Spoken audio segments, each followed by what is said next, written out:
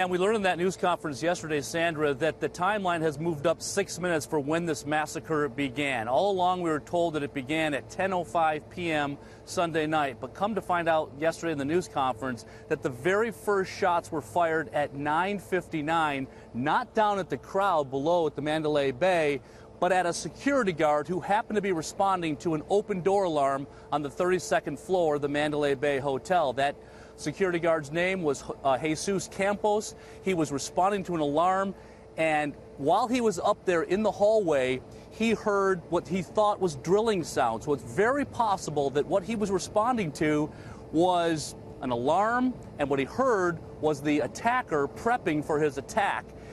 And what he did then was he got close to the door.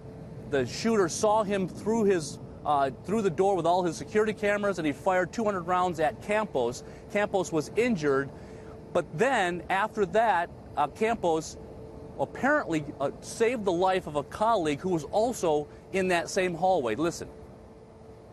Immediately upon being injured, notified security of his situation. In close proximity of Mr. Campos being shot, there was also a maintenance worker that presented himself on the 32nd floor, and Mr. Campos prevented him from receiving any injuries. So the significance of that is Campos was able to alert all of his colleagues down in the hotel and the police exactly where the shots were coming from, and of course that 11 minutes after that of hell from that 32nd floor.